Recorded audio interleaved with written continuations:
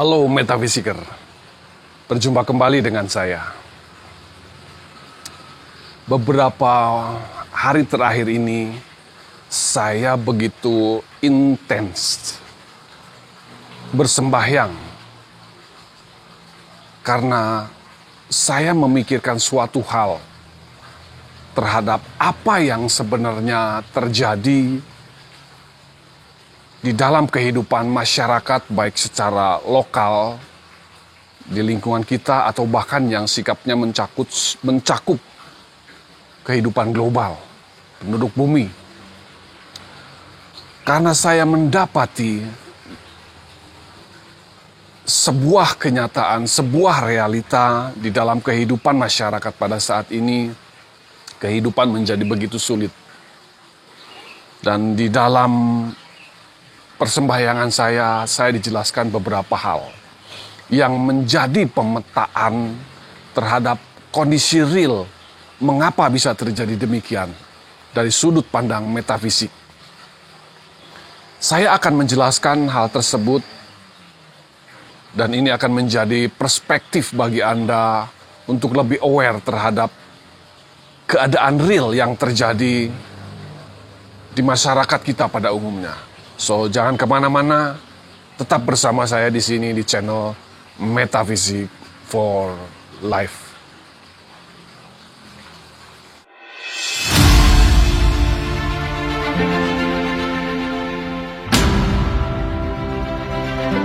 Halo, kembali lagi dengan saya di sini. Ya, kalau Anda memiliki awareness dan untuk mengenali apa yang sedang terjadi di masyarakat kita di zaman ini, di masa ini, maka Anda akan melihat dan akan mendapati bahwa ada pola yang terjadi di dalam sosial masyarakat kita pada masa sekarang ini. Yang pertama adalah faktanya secara kasar, secara jasmania, kita mendapati bahwa kehidupan semakin hari menjadi semakin sulit. Terlebih di dalam hal mencari penghidupan duniawi. Ya, Anda melihat iklim usaha begitu sulit. Daya beli masyarakat juga menurun. Berbagai bidang pekerjaan terasa begitu sulit untuk dilakukan. Sehingga pada prinsipnya untuk mencari sebuah penghidupan yang dalam tanda kutip lebih baik secara ekonomi itu menjadi sulit. Itu fakta yang pertama yang terjadi. Lalu pertanyaannya, mengapa bisa demikian? Saya akan membawa Anda menjelajah di dunia metafisik jauh ke masa sebelum, pada zaman di mana kita hidup masa sekarang ini. Nah, pada kesempatan kali ini saya akan menyampaikan kepada Anda menjadi bahan pengertian bagi kita semua. Perlu Anda ketahui bahwa sebelum zaman masa kali ini di dalam bahasa, di dalam berbagai tradisi, di dalam berbagai keyakinan spiritual disebut berbeda. Ada menyebut zaman Edan, ada yang menyebut akhir zaman, ada yang menyebut zaman Kali Yuga, ada yang menyebut zaman kegelapan. Ini zaman yang terjadi di dalam kehidupan secara umum di planet bumi ini. Nah, di zaman sekarang ini, kenapa segala sesuatu menjadi begitu rumit, menjadi begitu sulit? Bahkan saya mendeteksi atau saya mendapat pengertian setidaknya 3 hal utama itu terjadi di dalam masyarakat kita pada masa ini. Yang pertama yang tadi saya bilang, mencari penghidupan material atau ekonomi, finansial menjadi begitu sulit. Yang kedua adalah kemudian setiap orang kecenderungannya adalah mengejar yang namanya urusan materialisme. Dan yang ketiga adalah setiap penduduk bumi pada zaman ini, pada masa ini, berada di dalam posisi kurang beradab. Kalau kurang beradab berarti kata lainnya adalah biadab. Itu terdengar lebih lebih menyeramkan gitu ya. Tapi itu fakta. 3 hal itu terjadi di masyarakat kita pada masa ini. Orang merasa begitu susah mencari penghidupan dan kecenderungannya setiap orang condong segala tindak tanduknya, baik ketika ia bersekolah, setiap anak disekolahkan hanya untuk tujuan materialisme.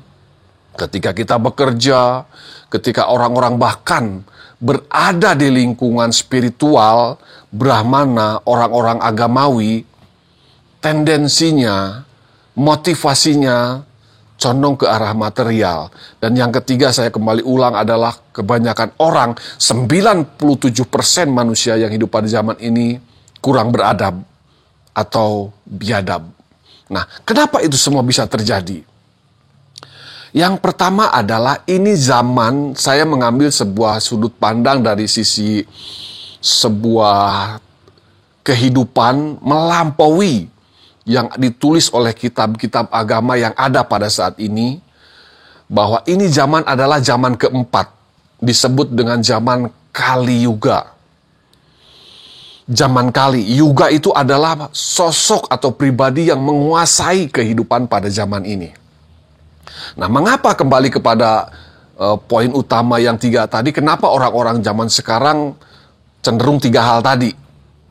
Karena pengaruh dari yang diberi kuasa mempengaruhi kehidupan, yaitu Yuga, Kali Yuga, sedemikian rupa mempengaruhi cara berpikir manusia. Yang berdampak, yaitu yang tadi saya bilang, kecenderungannya manusia kali ini berorientasi kepada hal-hal materialisme. Bukan kepada yang sebenarnya tujuan utama manusia hidup di muka bumi ini. Nanti akan saya jelaskan apa yang dimaksud tujuan utama kita hidup di kehidupan pada masa sekarang ini. Itu semua disebabkan oleh karena zaman saat ini ada sosok di berbagai keyakinan disebut si jahat, roh jahat, Kali Yuga, iblis dan sebagainya, begitu kuat mempengaruhi setiap pemikiran manusia pada saat ini. Itu yang terjadi. Bagaimana cara kerjanya? Pertama, ia mempengaruhi pikiran. Di video sebelumnya saya sudah pernah membahas bahwa salah satu contoh pola awal kehidupan pada masa ini adalah kehidupan seperti Adam dan Hawa, di mana pola pikir seseorang secara halus diselewengkan, memiliki sebuah pengertian-pengertian, dimasukkan sebuah pengertian-pengertian yang keliru, yang kemudian ketika itu dieksekusi menjadi sebuah kejahatan. Pertama, ia mempengaruhi pikiran. Dalam hal ini pikiran yang condong ke arah materialisme. Tetapi yang menjadi ironinya, materialismenya juga ia kuasai sedemikian rupa. Orang dipicu berpikir ke arah materialisme untuk mendapatkan materialisme, tetapi materialismenya dimonopoli oleh yang namanya si jahat, oleh yang namanya iblis. Lalu ketika orang mengejar yang namanya materialisme, ini semakin menjauh. Ketika orang semakin mengejar, semakin jauh. Tujuannya apa? Supaya setiap orang yang berfokus kepada hal materialisme menjadi frustasi. Ya, kenapa dibuat frustasi? Ada tujuan akhir dari sebuah target yang ingin dicapai oleh yang namanya iblis, Kali Yuga, dan penamaan lain adalah tujuannya mereka semua untuk menjadi jahat. Seperti pribadinya sendiri. Ketika orang semakin mengejar materialisme dan materialismenya ia geser lagi, orang akan kemudian diberi pengaruh baru di dalam pola pikirnya, yaitu pola pikir sedemikian rupa. Ini yang akan saya katakan. Kalau orang ingin mengejar materialisme, maka akan dipengaruhi sebuah pikiran, kalau kamu menjadi orang baik, kamu tidak akan mendapatkan ini, materialisme. Dan apa yang terjadi? Benar-benar terjadi. 96%, walaupun saya tidak didukung data statistik, karena itu menjadi sesuatu yang tabu, 96% masyarakat yang hidup pada zaman ini hanya bisa menjadi kaya kalau ia menjadi seseorang yang jahat. Anda boleh tidak setuju, tapi saya berani melakukan semacam pengujian. 96% orang kaya di zaman ini berperilaku jahat. Ada yang terang-terangan sebagai pelaku kriminal. Ada yang sembunyi-sembunyi, bahkan ia berkedok agama, berkedok pejabat.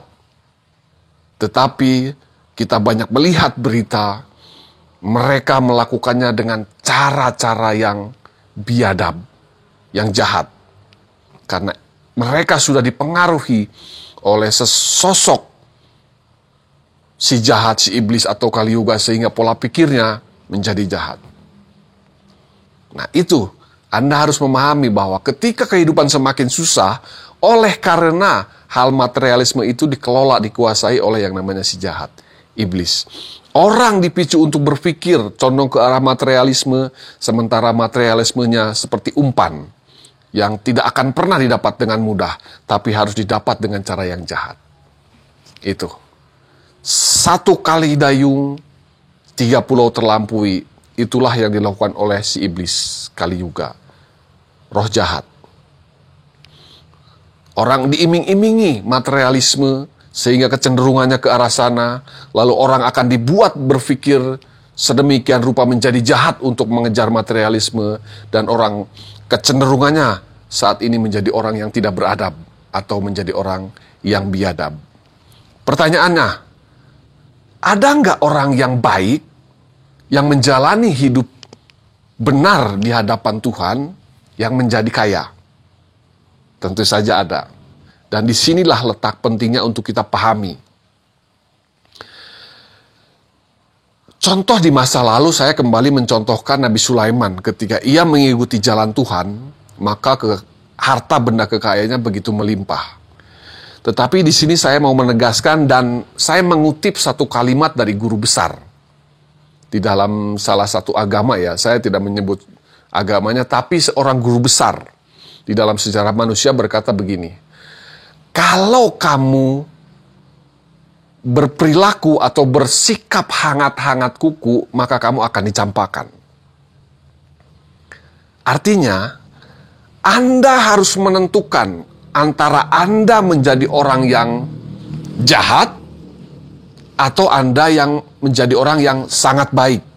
Karena kalau Anda separuh baik, separuh jahat, Anda menjadi target utama untuk terus dibuat sedemikian rupa untuk condong kepada satu arah.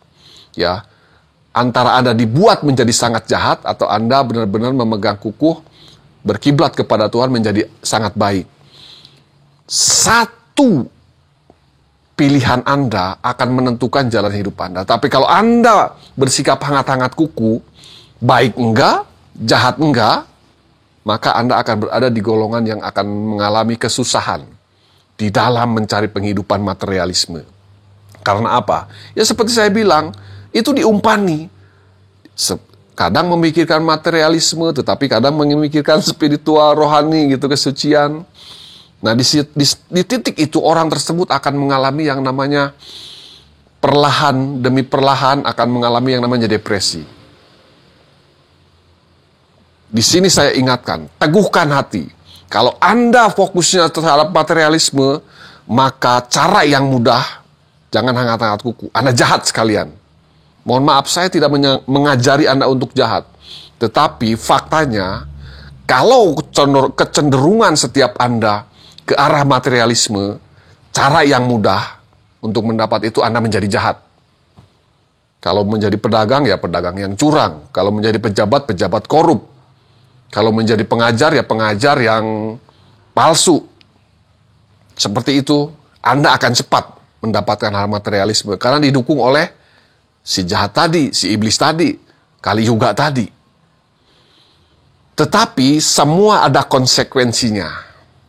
Ya, saya ingatkan, kehidupan kita di muka bumi saat ini bukan untuk mengejar materialisme.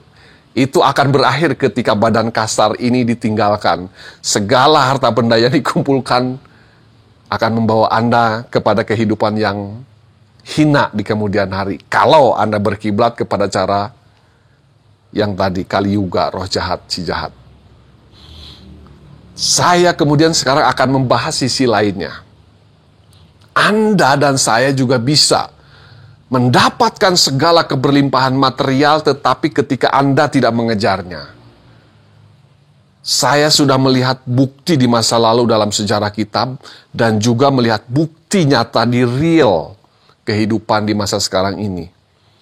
Hanya kalau Anda benar-benar fokus kepada hal yang sifatnya spiritual, sifatnya rohani, yang membangun keintiman Anda dan saya kepada Tuhan.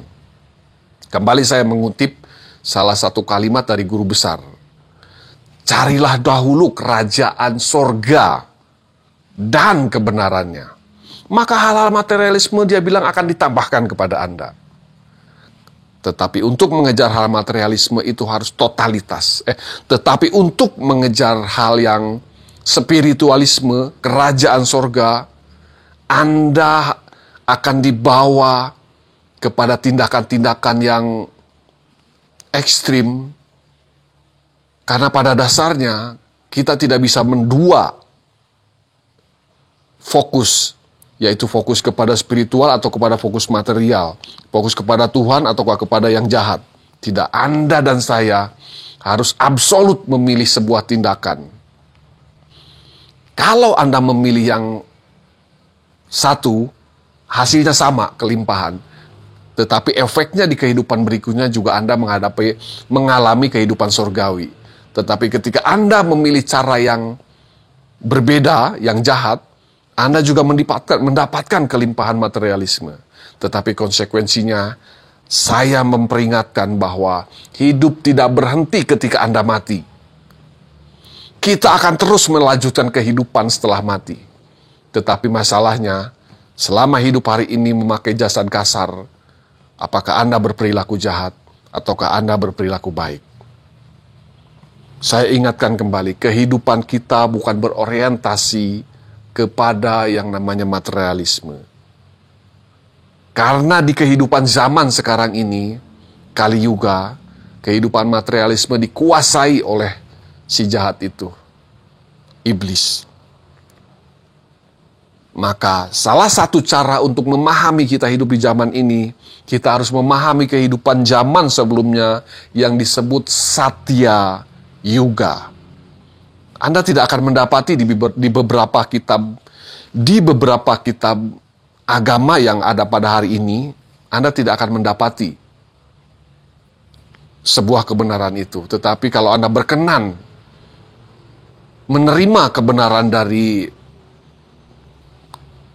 sumber lain yang saya sendiri hari ini mengakui bahwa sumber itu adalah yang saya cari, Anda akan mendapati kehidupan Satya Yuga adalah kehidupan di mana semua manusia bersikap layaknya seorang yang disebut anak-anak Tuhan, yang disebut dewa, di mana kehidupannya begitu indah. Orang tidak berorientasi kepada kehidupan jasmania, tetapi itu semua terjadi sedemikian rupa, dicukupkan dan bahkan berlimpah.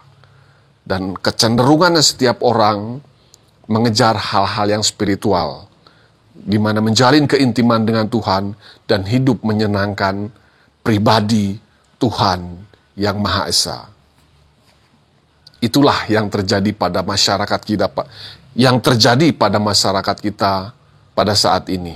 Kalau Anda tidak membuka wawasan, tidak membuka kepekaan, atau tidak bertanya apa yang sedang terjadi, Anda akan terjebak dan digeser sedemikian rupa pola pikir Anda hanya condong kepada arah yang keliru.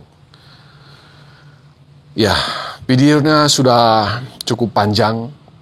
Saya harap kiranya ini benar-benar bermanfaat bagi Anda semua untuk memilih pilihan yang teguh, yang absolut. Jangan hangat-hangat kuku. Ya, karena hangat-hangat kuku Anda hanya akan campakan. Harus memilih pilihan yang absolut, dan saya pastikan kita semua memilih pilihan yang baik. Supaya kehidupan di bumi saat ini juga baik. Kehidupan sudahnya setelah meninggalkan jasmani ini juga mendapati kehidupan baik. Terima kasih. Salam.